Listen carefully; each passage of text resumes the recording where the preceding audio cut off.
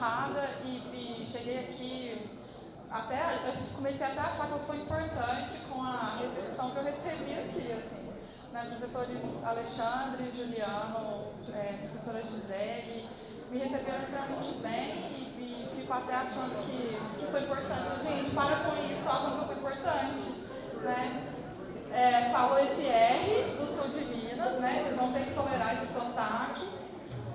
Quero agradecer muitíssimo o Rodolfo por ter me convidado.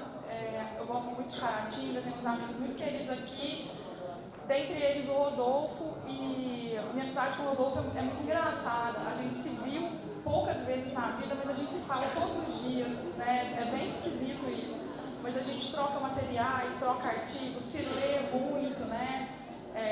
Tive o prazer de ler a dissertação de mestrado do Rodolfo em primeira mão e dividir esse ambiente acadêmico com pessoas envolvidas intelectualmente, academicamente, é algo que me é muito caro.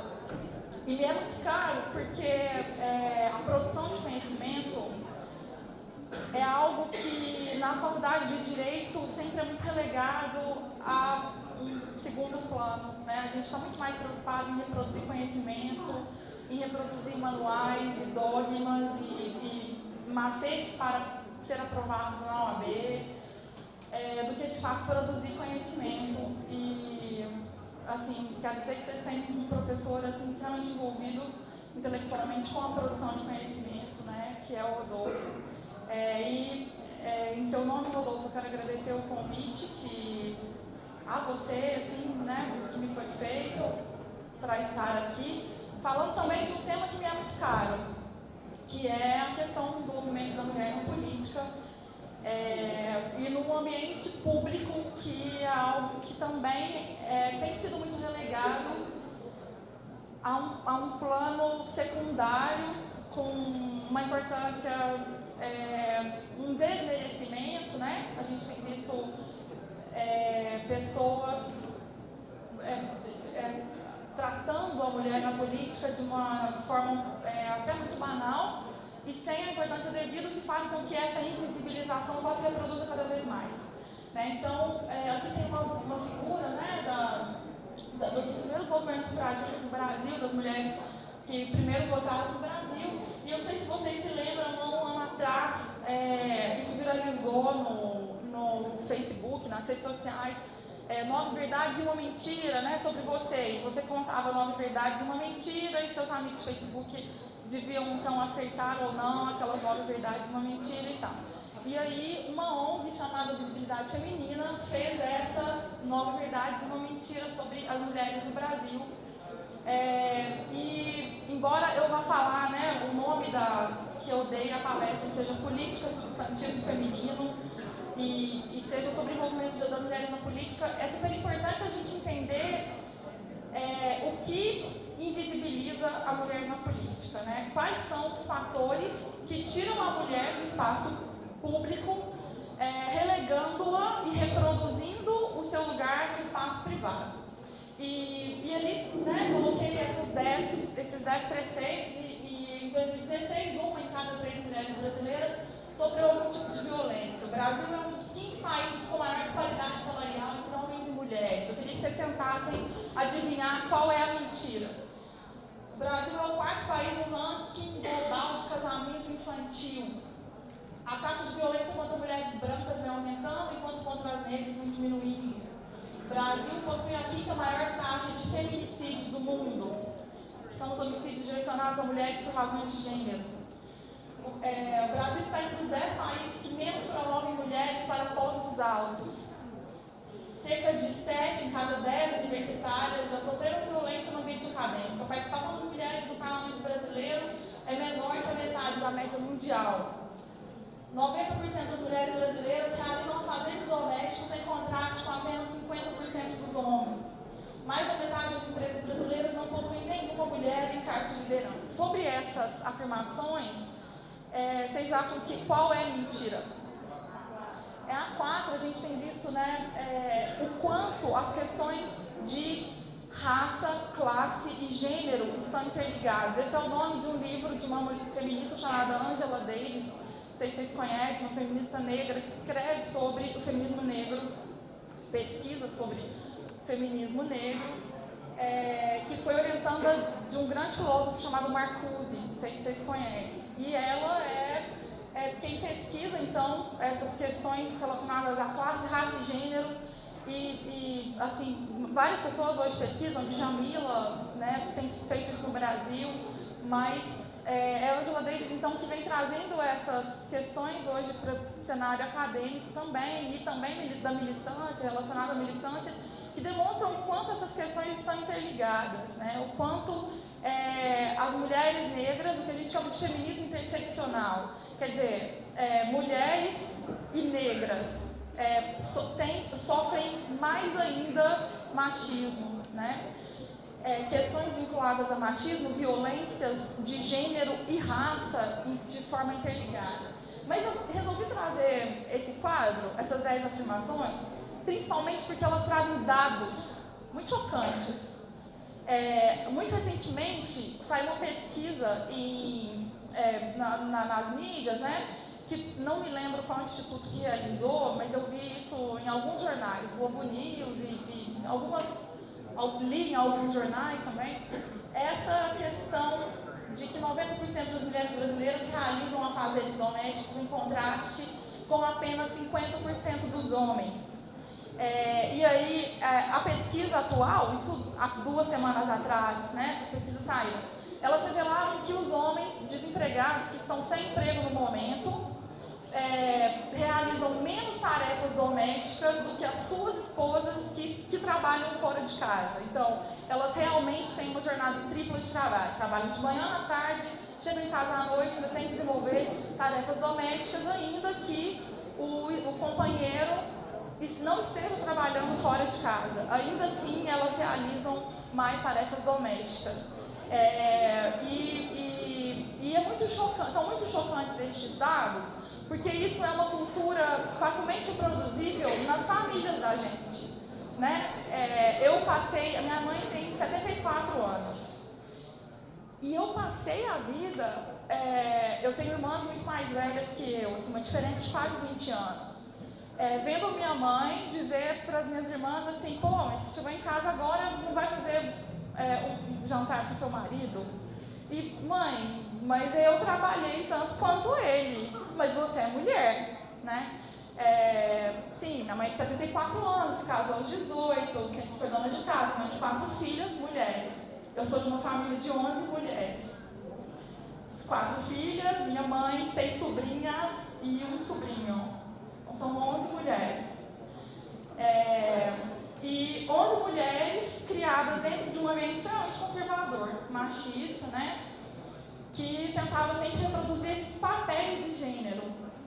Quais papéis de gênero? Ganhei bonecas, eu cresci meio junto com o meu sobrinho, sou uma tia, fui tia criança. A gente cresceu meio junto, somos amigos, né? Assim, digamos, crescemos juntos e tal, e ele ganhava Lego e eu ganhava bonecas. Então ele ganhava jogos, ele aprendia a resolver problemas, eu ganhava vassourinha, panelinha, fogãozinho, né? Que eu tinha que aprender a cozinhar, a varrer, ferro de passar roupa, e a ser mãe, claro, que a mulher só se completa se for mãe, era o que minha mãe me dizia. Não é que a mulher não tenha que ser mãe, não tenha que lavar, não, mas é que essas tarefas são cotidianas, né? Todas as pessoas têm que saber fazer essas coisas. Todas as pessoas deveriam saber resolver problemas, brincar de Lego, jogar joguinhos.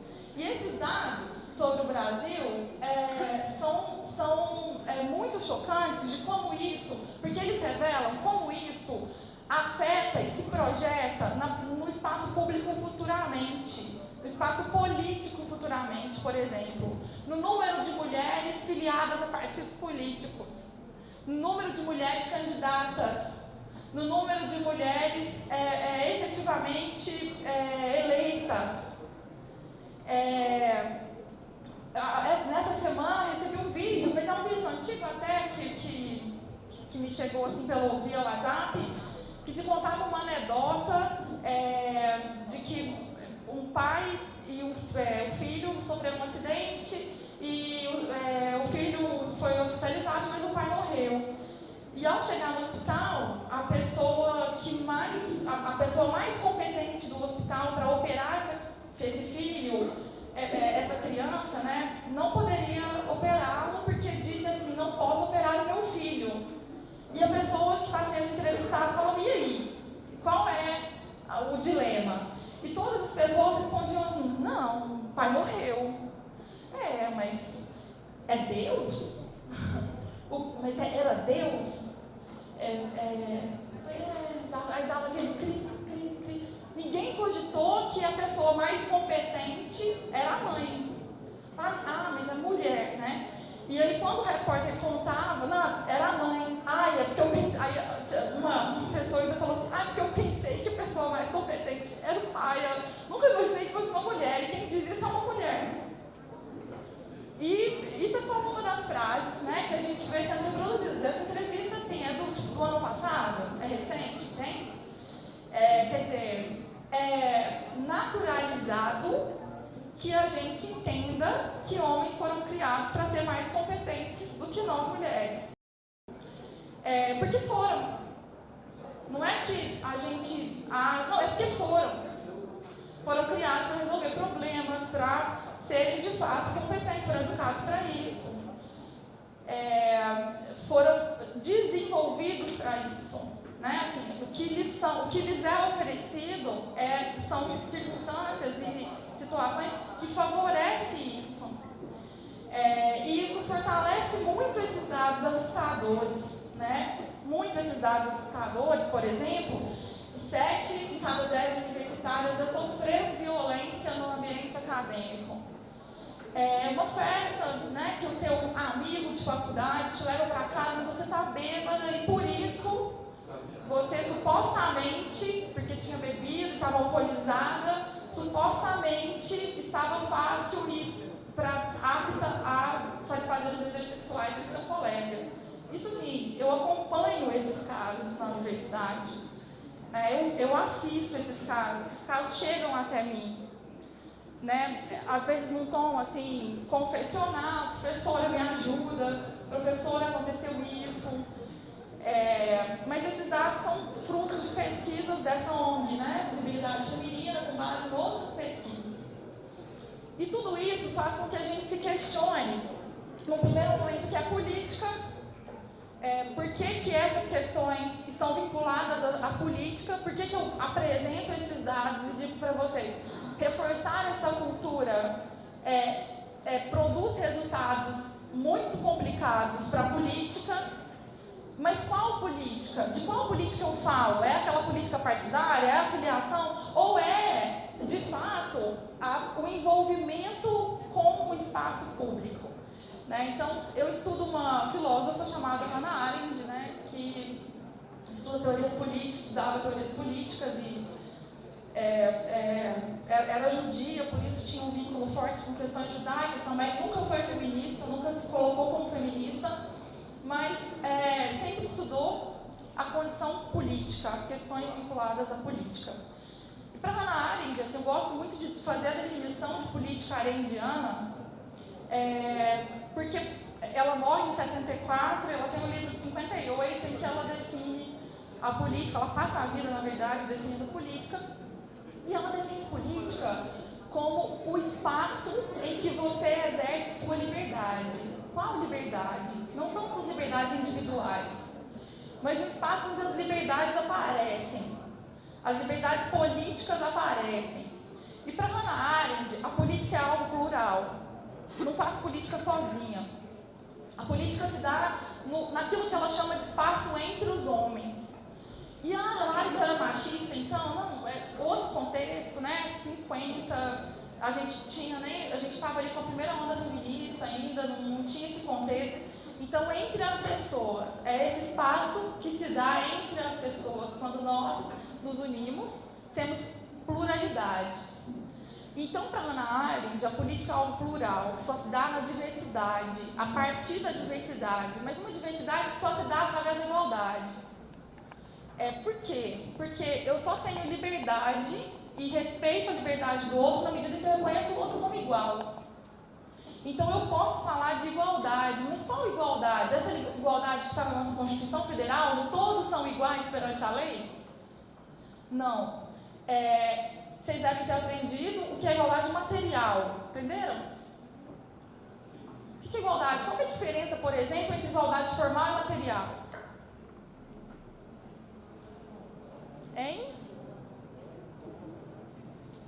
Quem se arrisca? Ninguém se arrisca? E como exemplo, assim, através de um exemplo,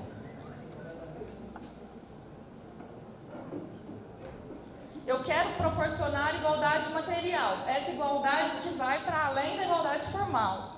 Na igualdade formal eu digo que todos são iguais perante a lei, mas para que todos sejam iguais perante a lei, eu preciso proporcionar essa igualdade perante a lei, não é? Sim? E aí, para eu proporcionar essa igualdade perante a lei, eu preciso criar mecanismos de equalização.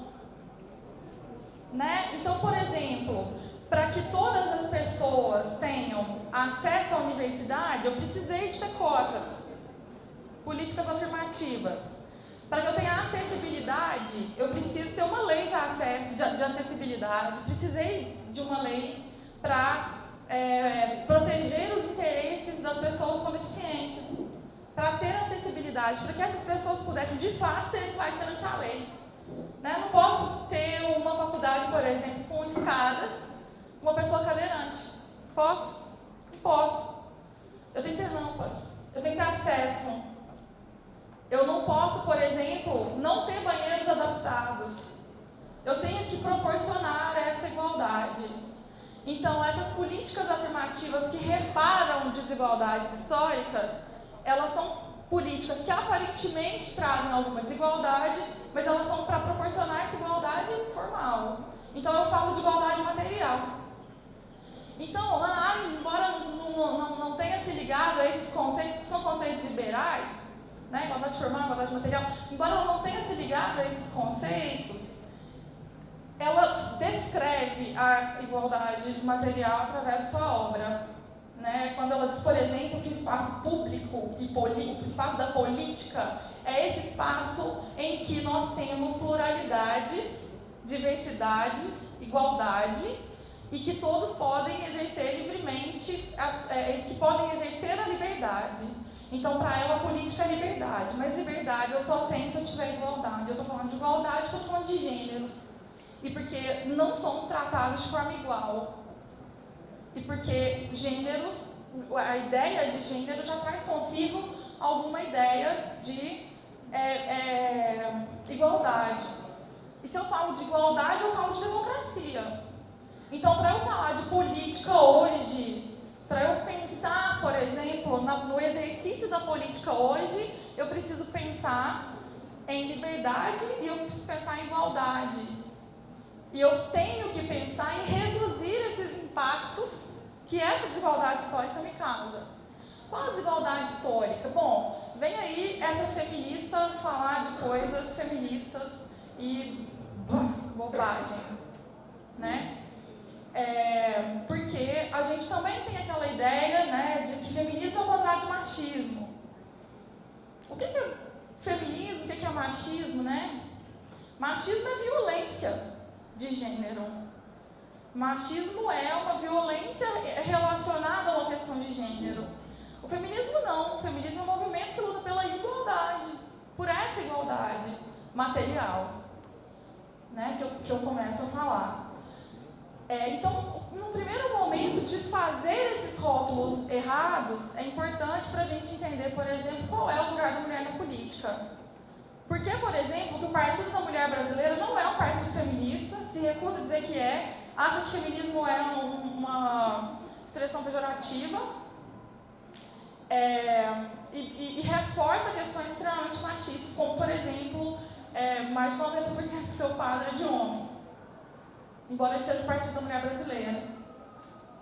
Por que é importante, então, a gente entender, né, que machismo não é o contrário de feminismo? E uma das pessoas que melhor ilustra isso de maneira bem didática, assim, para tua avó, por exemplo, entender direitinho, assim, a sua avó que tem 90 anos, 80 anos e que foi criada dentro de uma cultura machista, é o Mário Sérgio Cortella, que é um homem, e tem um videozinho pequenininho, assim, explicando, tipo, você acha no YouTube, a diferença entre machismo e feminismo. É adequado, não é o melhor, não, mas é adequado. É adequado para todas as pessoas entenderem. Então, vale a pena dar uma checada nisso aí. E quando a gente pensa por que feminismo, por que gerar empoderamento feminino, para que a gente tenha, então, essa igualdade de fato, porque é desigual, porque eu tenho muito mais homens na política do que mulheres, e por que eu tenho que ter mulheres? Bobagem. Né? Por que eu tenho que ter porque eu tenho que ter reconhecimento. Porque com homens liderando os ambientes políticos, em geral, eu reproduzo essas culturas. Eu, por exemplo, tenho um projeto de lei bizarro, que é uma espécie de uma bolsa fralda, bolsa estupro, né? Não sei se vocês sabem desse projeto de lei, está tramitando, que para impedir que mulheres, incentivar mulheres a não abortarem se forem estupradas. Uma bolsa lá. Eu não vou ter muito tempo de desenvolver isso, mas basta que vocês pesquisem e vocês vão ver. Né? Por homens. Né? Bom, não estranharia se... Não é, mas não estranharia se for... É de um outro membro, de uma outra bancada, também muito complicada. Mas não estranharia se fosse porque ele é alguém que acha que outra mulher não merece ser estuprada porque é feia. Como se ser estuprada fosse uma questão de merecimento. Bom, continuando. Quando eu penso, então, por que isso? Por que não temos acesso? Eu já pressuponho violências físicas, verbais, psicológicas, morais, né? E não sei se vocês viram um vídeo que saiu no ano passado, do Pânico, um desses programas aí. Do Zé Pequeno, lembra do Zé Pequeno? Viram esse vídeo? E aí chegava a gostosa da academia, num boteco qualquer, que tem a gostosa da academia. E a gostosa da academia chegava num boteco, com uma roupa de academia e tal, e ela pedia alguma coisa, era sempre cantada por alguém, ou no ponto do ônibus, ou no boteco, ou numa padaria, era sempre cantada por alguém. E, curiosamente, assim, muitos dos homens que cantavam chamavam para ir ao motel. Assim, tipo, como se pergunta que horas são. Né? Assim, oi, tudo bem, tal. Passa 5 minutos, tem um motel aqui pertinho, vamos? Não, obrigada, não quero. Não, obrigada, não quero, tal. Tenho um namorado. Não, mas eu não sou ciumento. E aí chega o Zé Pequeno, botando pra fuder. Desculpa, Rodolfo, qual palavrão? Eu falo, sai. Às vezes sai. E aí chega o Zé Pequeno e o cara, desculpa, eu não sabia que ela tinha um namorado. Porque o respeito não é em relação à mulher que diz não, é em relação ao namorado. Eu respeito que você tem um namorado, mas eu não. Quantas vezes você está numa festa e tem que um amigo te abraçar, fingir que é teu namorado, porque as pessoas não te respeitam porque você diz não. Você não tem direito de querer dizer não. Como se isso não fosse violento. Como se isso não tivesse nada a ver com democracia, com política, com espaços públicos, né? Com representação no espaço público. E aí eu trago outros dados que também têm a ver com isso, né? 55% das mortes violentas de mulheres são cometidas no ambiente doméstico, 33% por parceiros ou ex-parceiros. E aqui tem algumas espécies de machismos que o movimento feminista vem tentando, então, trazer e demonstrar e construir, demonstrando como tem práticas tão violentas. Aqui eu defino essas práticas, né? Uma interrupting, quando, por exemplo, você está numa reunião de departamento na Faculdade de Direito de Saramandaia E aí está tentando falar uma ideia, o tempo todo tem um homem te interrompendo porque ele fala mais alto, porque ele fala mais grosso, porque ele é homem e ele, em geral, tem mais respeito porque você é frágil, você é histérica, você é alienada e você, né, a voz dele, em geral, e as pessoas não notam como essas violências sutis, assim, são tão complicadas. Tem também aquele tipo de violência machista quando os homens se apropriam de suas ideias. Você começa com uma ideia, mas o que ela quis dizer não é isso. O que ela quis dizer é isso, como se você fosse uma débil mental que não conseguisse dizer o que você quer dizer. Né? E a ideia fica sendo dele em geral. O mansplaining, né? Quando um homem começa a explicar por que 2 mais 2 são 4. Deixa eu te mostrar por quê. Que a água é insípida, com exceção de Valadares, né? Que não é insípida, não é inodora, todas aquelas propriedades da água, Valadares não tem jeito mais. Por causa do Rio Doce, né? Mas enfim, em geral eles começam a te explicar, né, a composição da água que você aprendeu na 5ª série. E o gaslight, né? Que quando o homem quer te mostrar como você é louca, né? O termo surgiu a partir de um filme da década de 40, em que um homem descobre que pode tomar a fortuna da mulher e se provar que ela é louca, então ele começa a piscar as luzes da casa, e ela começa realmente a achar que está louca. É isso, né? Assim, nossa, como você é louca, como você está histérica, hormonal, maluca, você está exagerando, você é sensível demais. São frases que a gente ouve todos os dias, mas ficou tão naturalizado que, tá de TPM, como você é hormonal, não aceita uma brincadeira? Cadê seu senso de humor? Você está delirando, para de surtar. Quantas vezes a gente não ouve isso, né? Bom, e aí, isso tudo, todas essas violências se projetam no espaço público. Arendt, por exemplo, falava da política enquanto espaço público por excelência. O espaço privado, o espaço do lar, da casa, o que ela chamava em grego de oikia. Para diferenciar da polis. Então, a polis era o espaço da ação política e a oikia era o espaço da casa, do lar, espaço privado, as 4 paredes, o lugar onde você vive sentimentos e experiências privadas.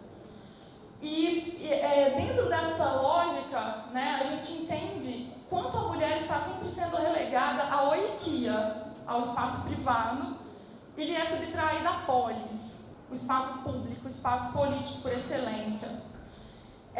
E essas reproduções, né, o gaslighting, o interrupting, essas violências aliadas a essa cultura em que a gente é treinada para ser mãe, para ser dona de casa, para ser esposa exemplar, submissa, não pode falar mais alto, mocinha não ri nessa altura, minha mãe falava isso, porque minha risada é um pouco escandalosa.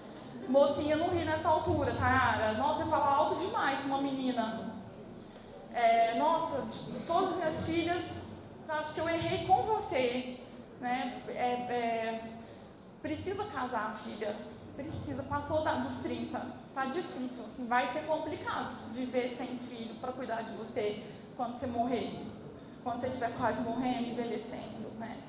Então a gente é educada para essas questões, né? E isso nos afasta, sim, né, dos ambientes políticos e como isso passa a ser retratado, por exemplo, por jornais, por revistas, a caricatura da mulher na política. Essa mulher caricatural do lar, a louca hormonal, ela vai sendo transferida para um ambiente político, como, por exemplo, a grande discussão da posse de Dilma Rousseff era o look dela com o look da Marcela, né, Temer. Foi assim, meu Deus do céu, o acontecimento do século foram as roupas das 2 mulheres. A maquiagem, o comportamento, são filhas de quem? São sexualizadas, bela, recatada e do lar. Né? As explosões nervosas da presidente Dilma. Cristina Kirchner, o gozo de Cristina sexualizando a presidenta da Argentina, ex-presidenta da Argentina. Larena está desnuda, né? Mais uma vez sexualizando. Tabloide questiona quem tem as melhores pernas, a líder escocesa ou a inglesa. Assim, isso aqui foi no contexto do Brexit, né? Todo mundo falando de Brexit e a gente preocupada com as pernas das líderes. Isso aqui é uma das maiores violências que eu já pude ver, né? Foi quando a campanha pelo impeachment da Dilma, que resulta no golpe de 2016, esse adesivo começa a ser colado nos carros numa insinuação de estupro, né? Isso é estupro. Numa insinuação violenta de crime, uma apologia a um crime, né? Você coloca uma mulher com pernas abertas e enfia uma coisa no meio, a força é o quê? Estupro, né? Eu entendo que seja estupro isso, né? Então, ok, a gente não vai criticar as ideias, os supostos crimes que ela tenha cometido. A gente logo sexualiza, estupra, porque talvez ela mereça ser estuprada. Enfim, é muito violenta essa cena, né? No debate entre Hillary e Trump, foram detectadas 17 interrupções de Hillary e 51 interrupções de Trump a Hillary, né? Nas falas, uma interrupting, que ele fazia o tempo todo com ela, né? Em um momento em que você não pode explodir, né? Se você explode, você é histérica, louca, histérica. Olha a explosão nervosa, deve estar de TPM, hormonal, coitada, esse útero aí, né? Foi nascer mulher e isso que dá.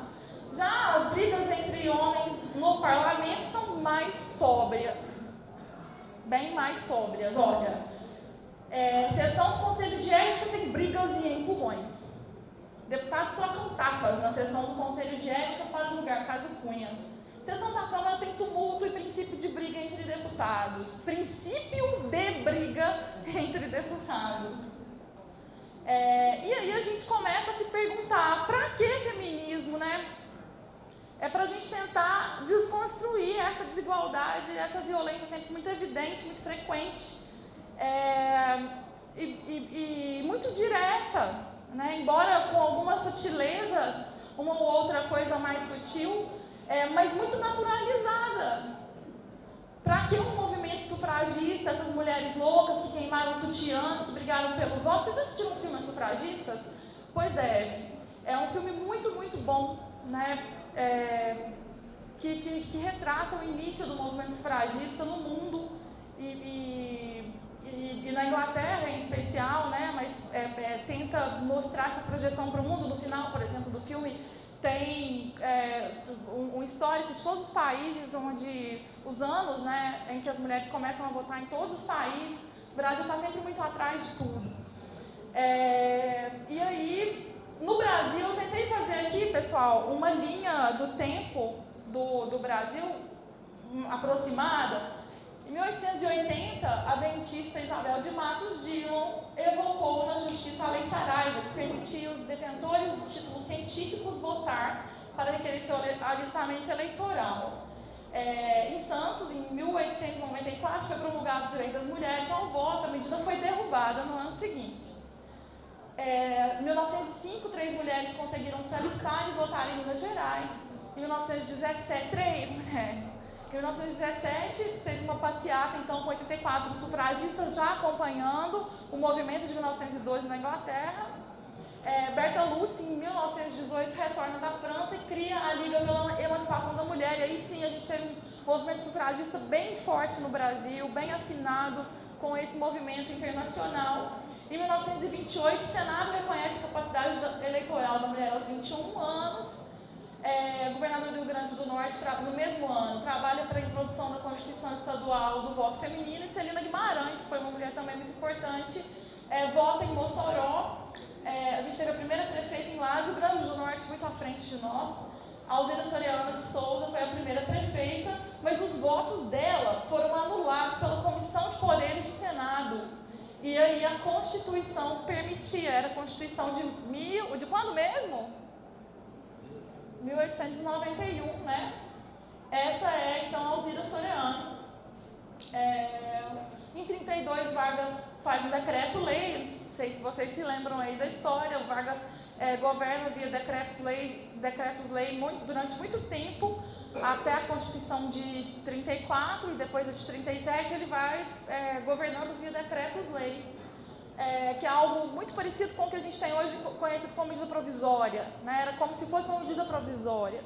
Então, tinha um decreto-lei que assegurava o direito de voto das mulheres viúvas e solteiras com renda própria. Ou viúva ou solteira com renda própria. Mulher casada tinha que pedir a permissão do marido, que foi algo que dura até o Estatuto da Mulher Casada em 1964, né, de 1964. Porque a mulher, quando se casava, deixava de ser emancipada. Né? Ela, afinal de contas, tem um dono agora, né? Fica sendo coisa. Em 1933, a gente teve Carlota Pereira de Queiroz, eleita primeira deputada da Assembleia Nacional Constituinte. Qual? A da Constituição de 34. E ela fez um pronunciamento dizendo: cabe-me a honra, com a minha simples presença aqui, de deixar escrito um capítulo novo para a história do Brasil, o da colaboração feminina para a história do país. Que de fato foi, né? Uma colaboração importante. O Código Eleitoral em 34 elimina as diferenças entre mulheres, mas mantém a obrigatoriedade apenas para homens. Bom, em 46 o voto se torna então obrigatório para todas as mulheres. Em 90, em Minas Gerais, Júnia Marisa e Marluce Pinto Morano foram as primeiras senadoras eleitas no Brasil. Em 97 a gente tem uma legislação, que eu vou falar um pouquinho dela logo mais, nas mulheres, eu vou explicar por que pensa. 98, Rosiana Sarney, primeira mulher a ser governadora de estado. Em 2011, primeira presidenta Dilma Rousseff. E no parlamento a gente teve as primeiras vice-presidentas da Câmara de Deputados e do Senado, né? Rose de Freitas e Marta Suplicy. Então, dentro desse panorama, a gente se questiona: isso resolveu? Esse movimento sufragista surtiu algum efeito? Isso foi bom? Como é a participação, então, das mulheres hoje na política? Então, de um lado ali está a população brasileira, do lado de cá está a participação das mulheres na política. Eu queria que vocês olhassem.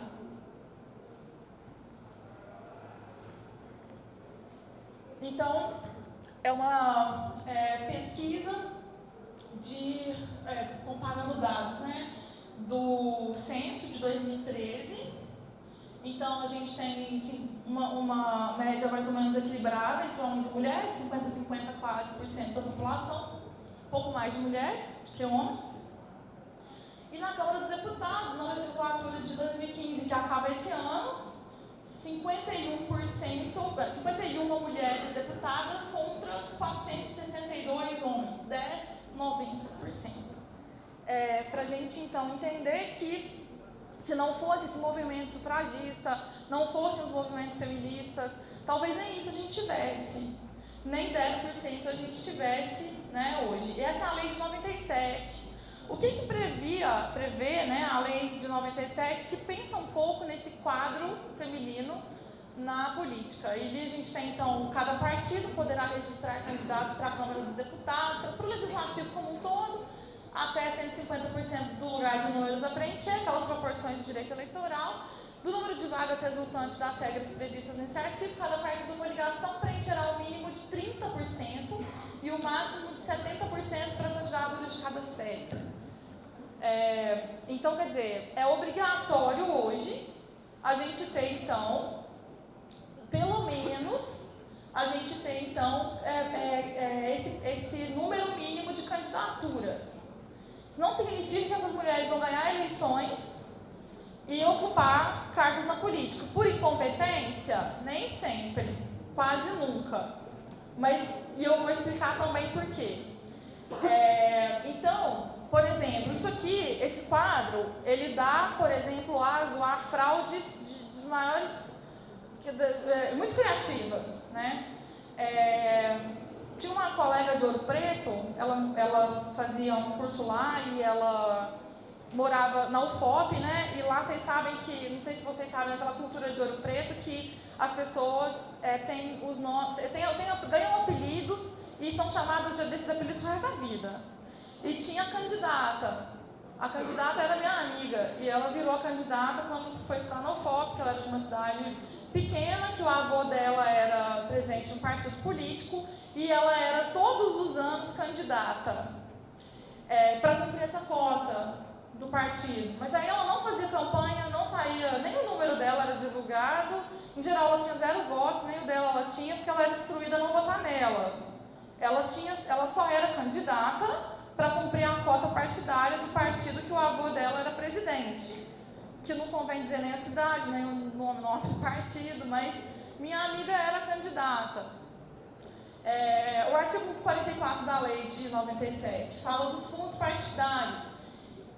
Estou mostrando as várias dimensões de cuidado que essa lei teve com as mulheres. Então, ela primeiro prevê essa porcentagem, depois ela prevê que o partido tem que criar programas de promoção e difusão da participação política das mulheres e tem uma fiscalização. O partido que não cumprir, ele tem que no ano subsequente acrescer o percentual de 2,5% do fundo partidário para essa destinação. Ele tem que aumentar, então, o incentivo à promoção de mulheres na política. A propaganda partidária gratuita também tem que promover e difundir a participação política feminina, dedicando às mulheres o tempo que será fixado pelo órgão de direção partidária, observando um mínimo de 10%. Quase sempre é só esse mínimo mesmo que vai ser dedicado, entende?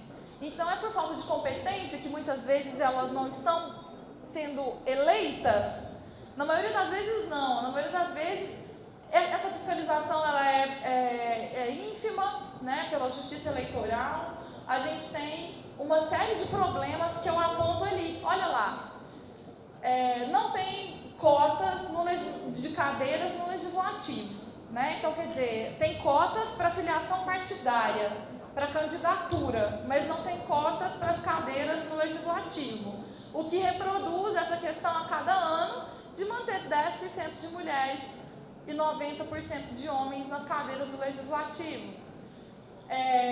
Há alguns projetos que criam vagas, 2 projetos em trâmite de lei, projetos de lei em trâmite que criam essas vagas para as mulheres, mas tá lá, né, no limbo para ser votado. Há uma previsão de que se essa mudança não acontecer nos próximos anos, apenas haverá igualdade entre homens e mulheres no legislativo em 2118. Então, essa mesma pesquisa que faz ano a ano, a cada eleição, a cada 4 anos, essa projeção de mulheres na política, essa mesma pesquisa, se mantiver essa projeção, a gente, né, por exemplo, a cada ano aumentar 1%, 2%, a gente vai ter igualdade em 2118, 0,5% em 2118. E aí a gente tem aí um PMB, o Partido da Mulher Brasileira, que é um partido antifeminista, ele fala isso nas suas plataformas. A gente atualmente não tem uma bancada, a gente teve quando ele nasceu, mas não tem uma bancada, ele não está representando nenhuma bancada do PMB.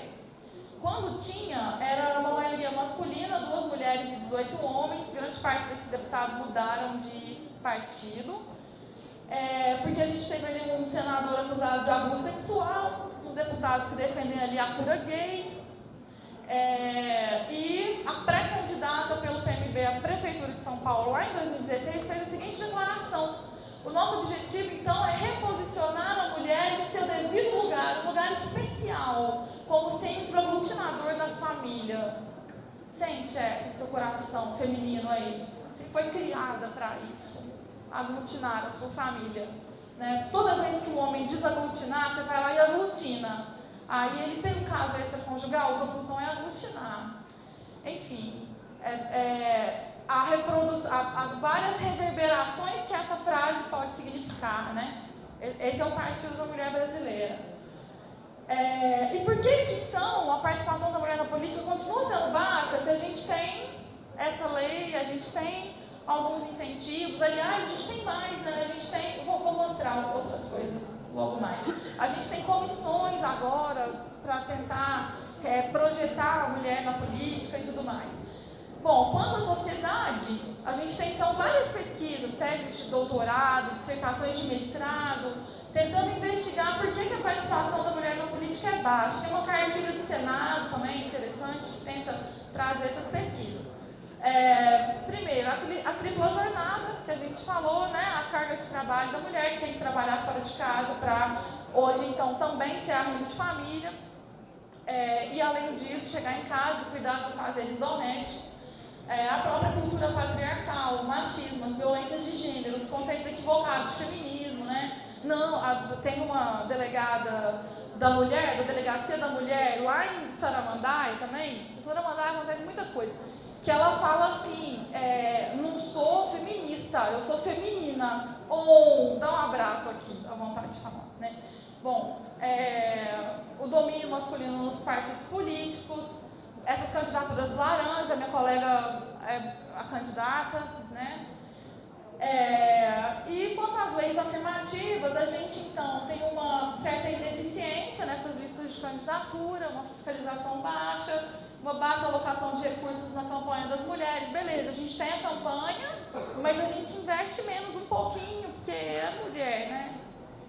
A falta de punição dos partidos que não cumprem a legislação, fiscaliza, mas não pune, e aí aquela porcentagem que ele tem que investir no próximo ano no fundo partidário, que vocês viram ali na lei, não investe, porque não teve punição, e aí para que a gente vai mexer com isso? O financiamento de campanha privada, que agora, nessas eleições, a gente vai ter vamos ver aí como é que vai ser, mas até hoje o financiamento privado das campanhas foi um problema, né? Porque investir em mulher às vezes é complicado, né, gente? Não tem essa voz eloquente, não tem essa postura de candidata, e uma falta mesmo de formação. E o Senado fez essa pesquisa aqui, em 2014, essa pesquisa está lá na cartilha, tem uma cartilha do Senado, se vocês jogarem no Google aí, cartilha do Senado, mulheres na política, vocês vão achar esse gráfico, essa pesquisa lá.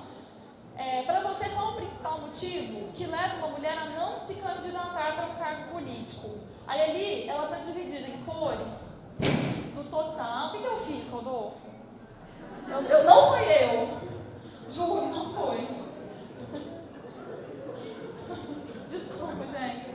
Eu não sou delicada. Mamãe tinha razão, tá vendo? Muito subversiva. Eu nasci para ser uma menina feminina, uma mulherzinha fofa. E fiquei assim, derrubar as coisas, meu Deus. Bom, e ali a gente tem então esses resultados. Prestem atenção que ele está dividido por cores no total de respostas, mulheres respondendo e homens respondendo dentro daquelas possibilidades dadas na pesquisa. Sabe pesquisa de opinião? Você tem que responder uma das opções? Foi essa pesquisa que eles fizeram. Então, qual que é, né, a sua opinião? Falta de apoio dos partidos políticos? Aí 41% de mulheres e 36% de homens. Falta de interesse por política, 23% de mulheres e 26%, porque mulher não gosta de política, né, gente? Dificuldade de concorrer com o homem, 19%. Falta de apoio da família, 6% e 8%. Tempo dedicado às tarefas domésticas, 5 e 4, outro motivo e sem resposta. Então a gente já vê como que o perfil também das pessoas, dessa nossa cultura, já é treinado a pensar que mulher não se interessa por política, que não tem apoio dos partidos e que tem dificuldade de concorrer com o homem. As nossas respostas, tanto de mulheres quanto de homens, já são essas, né? E aí eu coloquei aqui algumas charges, né, que saíram na época do Bela Recatada e do Lar, demonstrando também que a questão da mulher, do gênero, essa questão de gênero, ela também é uma questão de classe. Não tem como separar classe, raça e gênero. Essas questões estão profundamente interligadas. Talvez seja pauta para uma próxima discussão, porque também eu ia ficar uma hora aqui falando só disso. Mas a questão de classe está muito interligada. Para Marcela Temer, é muito fácil ser bela, recatada, do lar. Para Dona Maria, que mora em Ribeirão das Neves e faz faxina no centro de Belo Horizonte no período da manhã, e no coração eucarístico no período da tarde, e tem que voltar para dar comida para os 3 filhos que ficaram com a vizinha para ela poder fazer essas 2 faxinas em Belo Horizonte e ela pega um ônibus que leva 2 horas para chegar em Ribeirão das Neves, é muito difícil ser bela recatada do lar. Né? Muito difícil. É muito fácil a Marcela Temer, né, que manda preparar o jantar, manda ser bela recatada do lar. Né, então, sim uma questão de classe também. Né? Assim, a questão da luta de classe está sim envolvida nisso, né? Assim, nessa disparidade. Esse veio por erro, gente, desculpa, passou, ninguém viu. E aí a gente tem uma pesquisa de 2015 da União Interparlamentar, ninguém viu, da União Interparlamentar, que é uma união de parlamentares, né, que fez essa pesquisa da quantidade de mulheres da Câmara no Legislativo, no mundo, para posicionar o Brasil. Essa pesquisa está disponível na internet. Você joga lá no Google, pesquisa 2015, União Interparlamentar, mulheres na política. Você vai achar esses resultados lá. Olha só, no Brasil, mulheres na Câmara menos de 10%, no Senado 13% de 2015, tá? E a média mundial é 22%. Quer dizer, o Brasil está muito abaixo da média mundial. Não é que ele está abaixo da média. De um total de 190 países, o Brasil ocupa, olha a posição que o Brasil ocupa, 116ª posição no ranking de representação feminina no Legislativo, fica abaixo do Oriente Médio, que é reconhecidamente uma união de países extremamente conservadores, que vive uma cultura extremamente patriarcal, que a mulher não pode trabalhar fora de casa. No Brasil, a mulher tem que trabalhar fora de casa.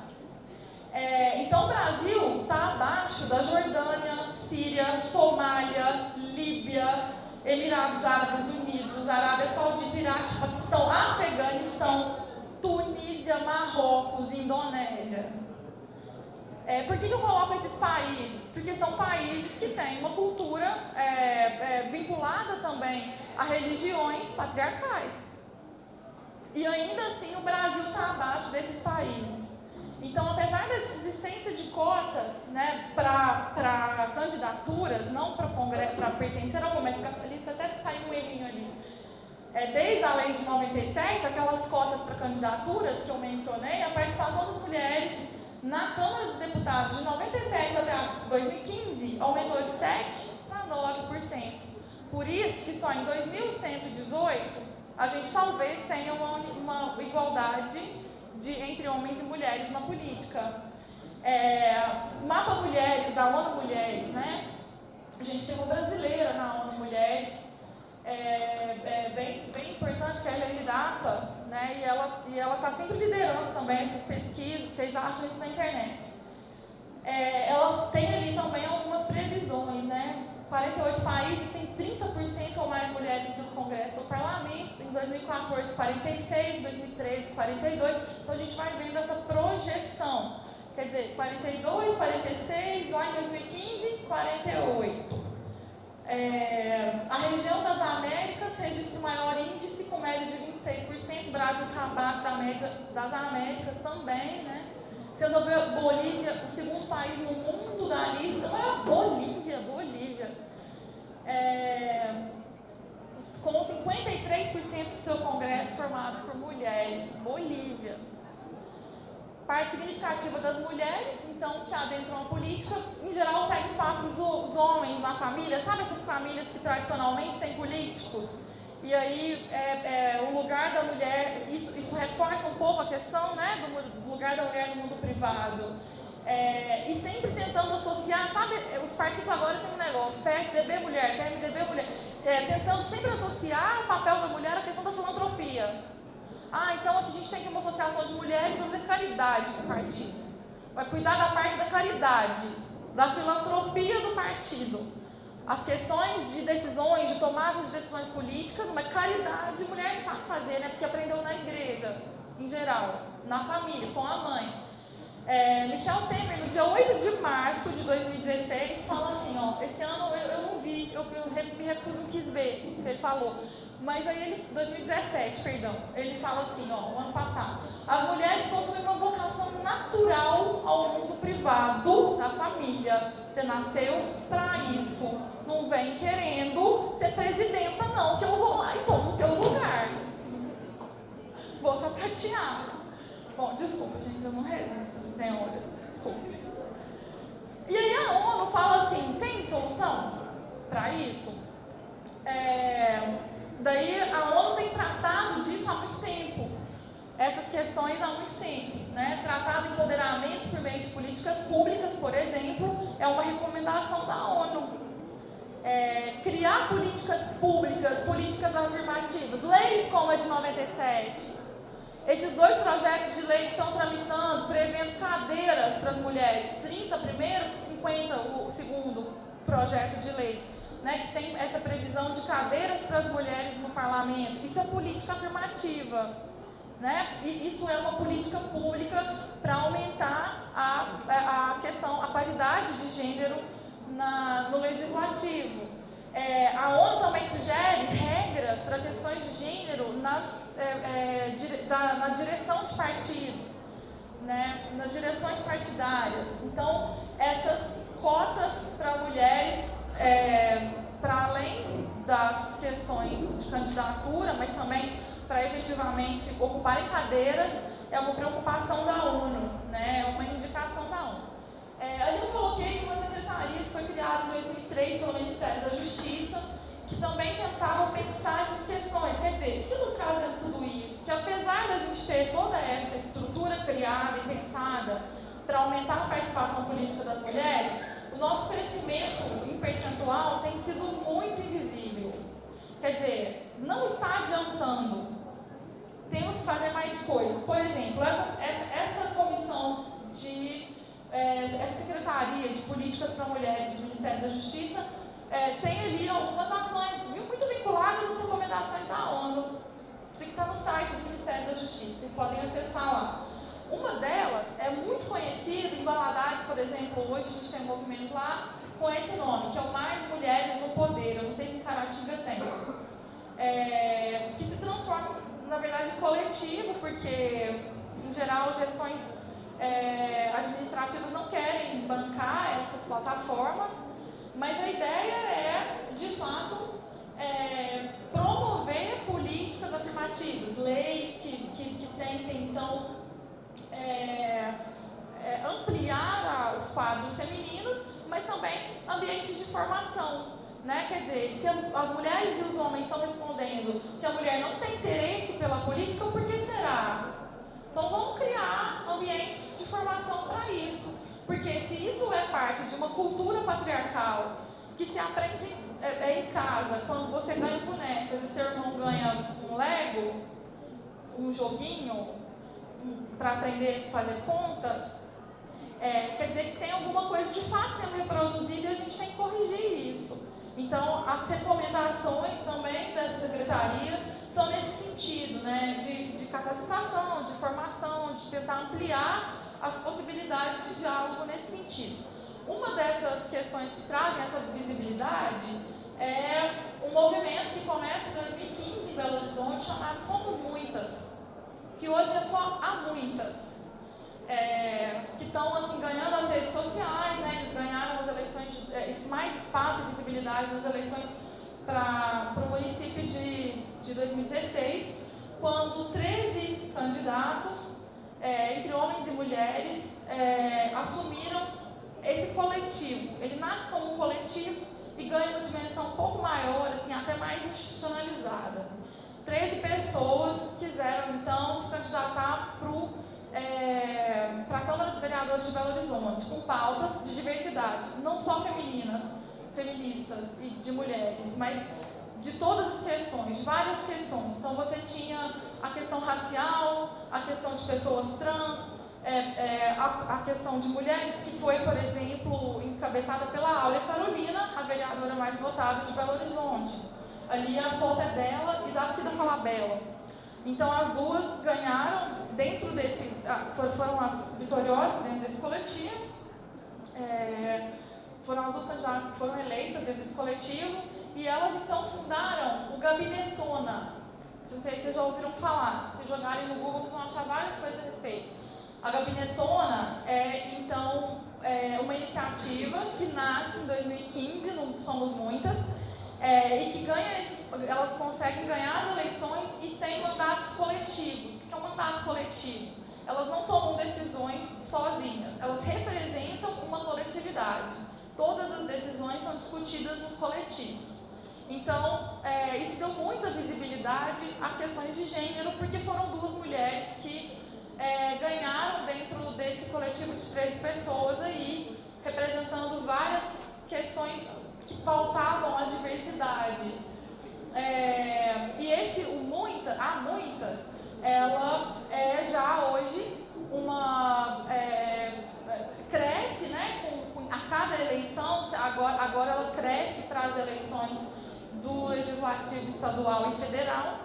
Dentro da Muitas, a gente vai ter então muitas possibilidades e formas de diversidade, e isso tem dado mais visibilidade à questão de gênero, de igualdade de gênero, por causa da Cida Falabella e da Laura Carolina. Por que do PSOL? Eles começaram com uma iniciativa partidária, mas eles entenderam que eles precisavam se candidatar para dar visibilidade a essas questões. Para se candidatar, o sistema eleitoral brasileiro pede que você, então, se filie a um partido. Eles precisavam se filiar. Então, eles escolheram o PSOL, porque entenderam que o Estatuto do PSOL era mais coerente com as pautas que todos eles encabeçavam, eles e elas encabeçavam. Então, se filiaram ao PSOL, e as duas hoje, então, têm a Gabinetona, que são 2 mandatos coletivos para a Câmara de Vereadores de Belo Horizonte, que tem trazido essa visibilidade maior. E, para finalizar, eu trouxe a Berta Lutz, que foi, então, a nossa feminista, que traz para o Brasil que volta da França, né, uma cientista que volta da França, e organiza o movimento sufragista no Brasil. Ela foi eleita suplente para deputada federal, não foi eleita como titular. Em 34, em 36, ela assumiu a cadeira pela morte do titular. E eu trago uma frase dela, né, para o final, o primeiro discurso dela, no dia da posse. A mulher, e eu queria muito que vocês prestassem atenção, porque ela é de 36, 1936, e parece que foi hoje. A mulher é metade da população, a gente viu que é mesmo, né, no censo do IBGE de 16. A metade de 2013, né? A metade menos favorecida, seu labor no lar é incessante e anônimo, seu trabalho profissional é pobremente remunerado, e às vezes o seu talento é frustrado quanto às oportunidades de desenvolvimento e expansão. É justo, pois, que nomes femininos sejam incluídos nas células dos partidos e sejam sufragados pelo voto popular. Parece que foi hoje, né? Muito atual isso tudo. E quero agradecer, né, por terem me chamado aqui, ter me permitido esse diálogo, e estou aberta a perguntas, questionamentos, angústias, crises existenciais, partilhas, o que quiser.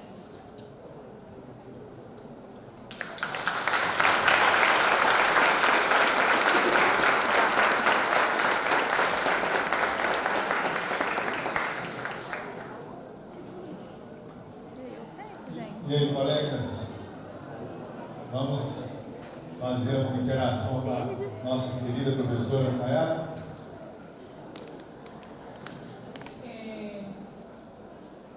Muitos têm a Lei 11.340, né, a Lei Maria da Penha, como uma lei em defesa da mulher, né? Temos até na nossa sala, sou do nono período, nós estamos trabalhando no TCC. Qual que é o seu nome? Conceição. Temos um colega de sala que vai estar trabalhando isso, a questão da Maria da Penha, quando ele é mulher, né? Ele vai debater isso aí. Nós sabemos também que a Lei Maria da Penha não foi criada pelo Congresso Brasileiro porque quis proteger a mulher. Nós sabemos que o Brasil foi condenado a fazer... Pela Corte Interamericana de Direitos Humanos. A Corte Interamericana condenou o Brasil em 60 dias da conta de criar um mecanismo de proteção à mulher. Exato. Então, a gente vê que realmente os dados nos mostram, né, as mulheres em segundo plano em quase tudo, né? Na política também, a gente vê também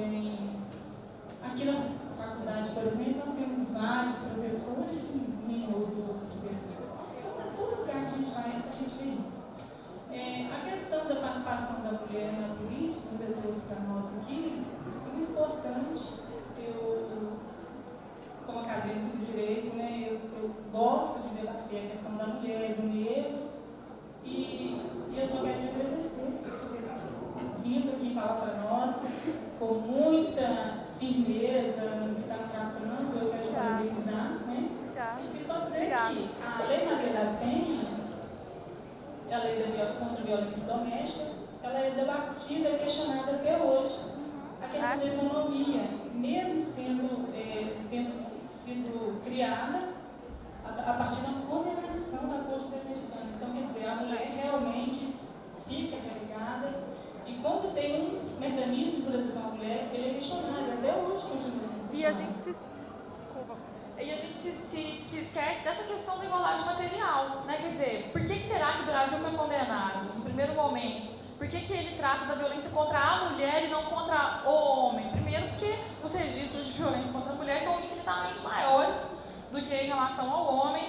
Isso ficou mais do que provado. Quem tem na verdade, assim, é de fácil acesso o processo do Brasil na Corte Interamericana de Direitos Humanos, o que condena o Brasil a reparar, a criar mecanismos separatórios de violência doméstica e violência contra a mulher, que são, na verdade, sinais claros que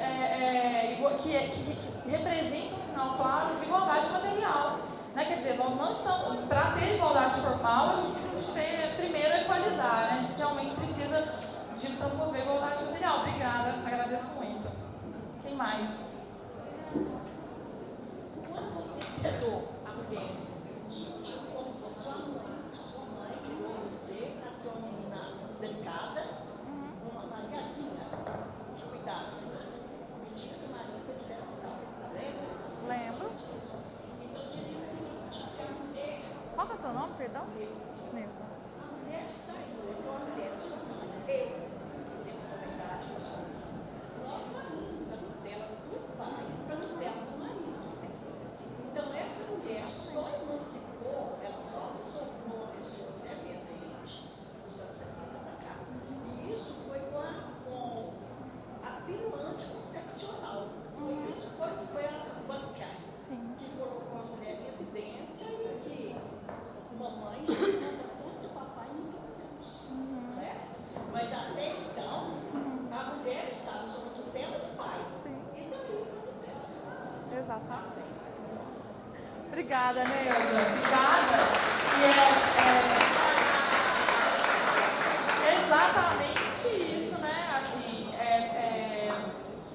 a minha mãe, quando me criou, né, para ser essa pessoa que eu não fui, tadinha, ela me criou dentro dessa cultura, né? Então, assim, é muito curioso como ela hoje, ela passa por toda essa revolução feminista sem ser atingida, porque estava protegida por uma cultura patriarcal, ainda, né, cidades provincianas, não tinha acesso a essa libertação sexual, se casam com 18 anos. Tudo isso é uma reprodução dessa cultura machista, dentro da qual estamos todas e todos inseridos.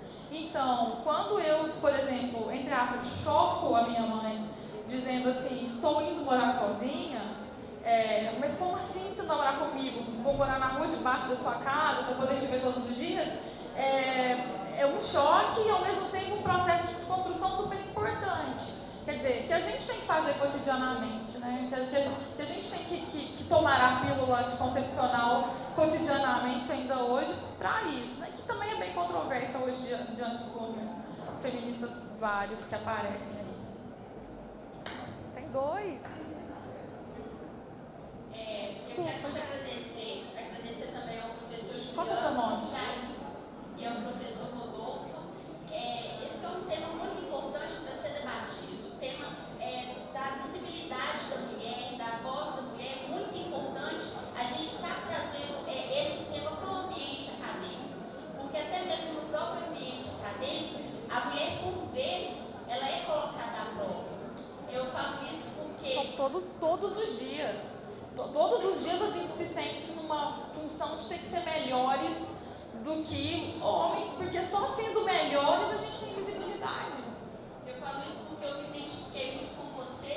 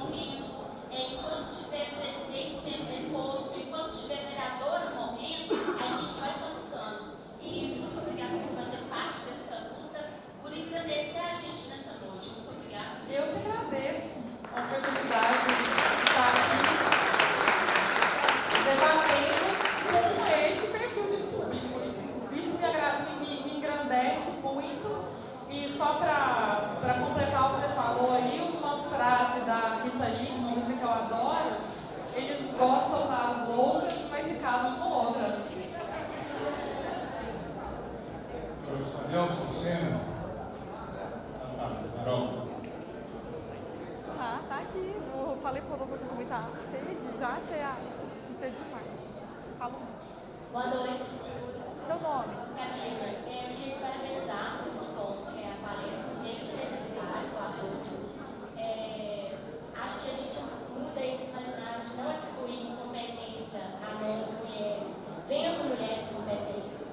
Eu tenho uma pergunta, assim, pensando nessa relação política, mulheres na política, que foi o seu assunto, eu queria saber se você atribui machismo naquela quantidade de reação que a gente tinha virtualmente e também entre comentaristas políticos, intelectuais, de dizer que a Dilma estava muito mal, que a Dilma não sabia conversar, que a Dilma não sabia ocupar os ambientes de poder. Você entende que o ambiente de política é muito hostil mesmo, mas eu queria saber assim, se a gente pode pensar isso sob a ótica do feminismo. Com certeza, Carolina.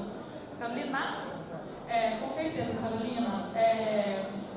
Sim, acho que, por exemplo, ela fez discursos muito bons, fez discursos muito ruins, mas os bons nunca foram mencionados. Os ruins sempre. Ao contrário de homens, sempre são muito elogiados pelos seus bons discursos e os ruins passam despercebidos. Então, sim, nós reproduzimos todos os dias a nossa culturinha machista cotidiana, nosso machismo cotidiano de reproduzir a ideia de que a mulher sabe falar, a mulher tem postura, essa mulher tem postura, comparar com outros homens, nunca com outras mulheres, porque afinal nunca tivemos outra presidenta, né? Então, quer dizer, é muito fácil tecer essa comparação quando você reproduziu sempre você sempre subtraiu esse lugar de fala para a mulher, né? Então, sim, você tem toda a razão, sob o meu ponto de vista. Bom, gente, eu não quero ser aquele que... desculpa. Você está do meu lado aqui o tempo. Não foi me interrupto, foi, de fato, ele não percebeu, viu? Não foi aquele me interrupto. Mas é notável que é uma resistência até da própria mulher em relação à participação. Qual mecanismo será que poderia ser efetivado no nosso meio para estar realmente fazendo a mulher participar, trazendo a mulher? Qual é o seu nome? A Januária pensou assim, ela vem aqui, traz um monte de angústia, não traz resposta nenhuma, vai embora e tá achando que vai ficar assim mesmo, né? Sim, é isso mesmo, eu vim aqui, trouxe um monte de angústia, vou embora. Bom, mas tentando te responder, né? No primeiro momento, eu acho que a gente tem que, na academia, já que a gente está falando no ambiente acadêmico, tentar desconstruir os estigmas sobre o feminismo. Tentar mostrar que o feminismo não é o contrário de machismo, né? Que o feminismo é, de fato, um movimento pela igualdade que merece ser estudado, aprofundado, investigado, pesquisado, né? Isso merece. Entender que, para além da academia, o feminismo também merece um lugar da militância. Então, a academia, a militância. Porque eu estou tentando pensar nas dimensões da sociedade civil, para além das esferas governamentais. Então, vamos pensar nas dimensões da sociedade civil, os coletivos, né? Essa militância social, ela é fundamental para a formação da sociedade civil.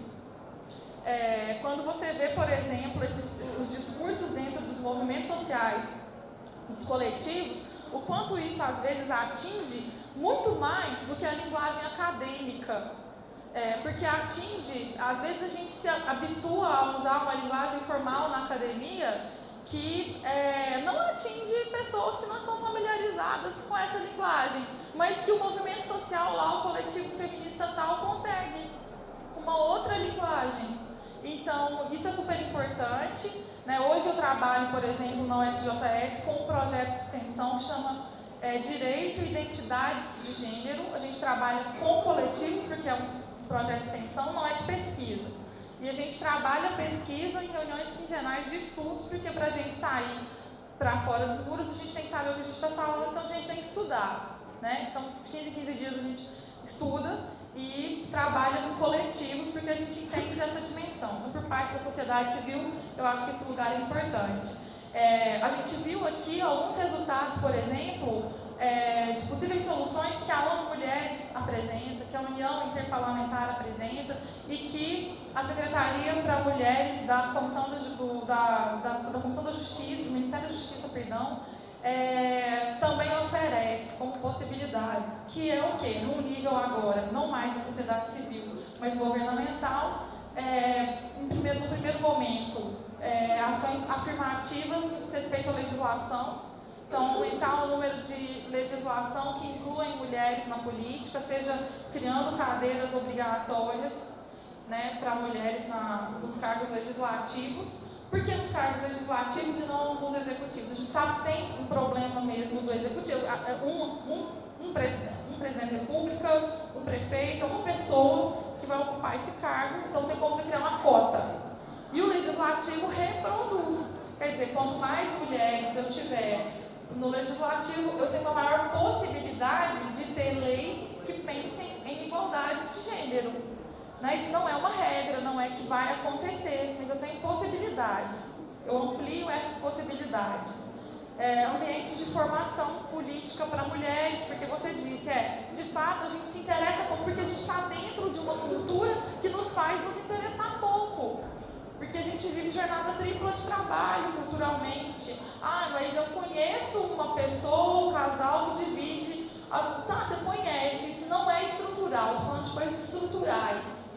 Eu conheço uma pessoa negra que conseguiu fazer graduação, mestrado, doutorado na universidade pública. Você conhece, isso não é estrutural se eu não tenho cotas, lei de cotas.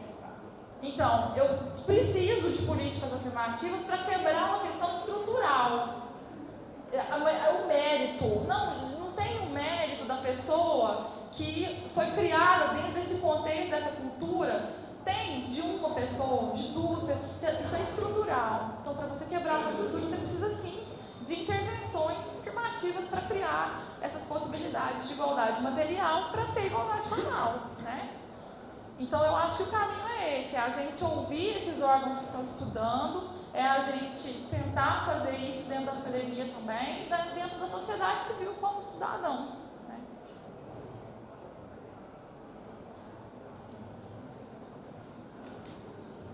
Secretaria de Política para Mulheres, você citou o órgão do Ministério da Justiça, só para passar para a turma aqui, eles divulgam então, a biblioteca rica, tá? É só acessar a Secretaria de Política das Mulheres, tem lá no Facebook, seguir, lançam livros sobre os temas relacionados. A biblioteca é livre, de livros virtuais, sobre o tema da mulher. Então, assim, para os meninos que estão chegando, né? Para mim, para nós aqui, o acesso à biblioteca da Secretaria de Política para Mulheres, do Ministério da Justiça, nos enriquece muito sobre o tema. Obrigada. É isso mesmo. Bom, infelizmente a gente vai ter que encerrar aqui. Eu peço desculpas por ser aquele que vai ter que fazer esse encerramento nesse momento, mas eu fico muito feliz, professor, de te receber aqui hoje. O nosso curso de Direito ganha com a sua presença, ganha com a sua fala, e eu não vou fazer nenhuma reflexão sobre esse assunto. Eu quero que os alunos e nossas alunas fiquem com a sua reflexão, com a sua fala. É importante ter uma mulher falando do tema sobre a mulher. E eu tenho certeza que esse espaço público nosso, que cada vez mais a gente luta por ele ser cada vez mais igual, ele vai poder refletir um pouco sobre essa questão da mulher e sobre qualquer outra situação que gere controvérsia. Esse projeto, integrador do terceiro período, vou cumprimentar o Juliano, parabenizar pela escolha, cumprimentar os alunos do 8º, 9º e 10º período que estão aqui presentes, buscando conhecer cada vez mais a realidade, porque quem só estuda direito talvez não vai entender quase nada de direito. A gente tem que entender o que está ao redor e principalmente aquilo que é necessário para poder fazer a nossa sociedade mudar. Então eu fico muito feliz de ter esse auditório cheio aqui hoje para tratar desse tema. e ver o quão maduros, né, vocês estão se tornando, principalmente em relação a essas temáticas. Eu vou convidar a Januária para poder entregar, né, a Juliana. Obrigada, A Alexandre. Januária entregar para a nossa palestrante. Gente, que negócio chique. Eu estou me sentindo muito importante, Fábio. Obrigada. Januária vai continuar. Obrigado pela participação do programa, como sempre. E vou pedir a Conceição do novo período para poder fazer a entrega. Gente, me chama Kit sempre, dó. tá? Eu quero voltar.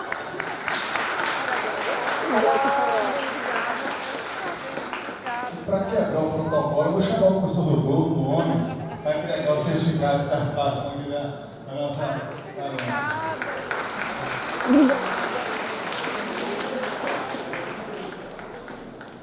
E Obrigada. como vocês bem sabem, Látis meu, né?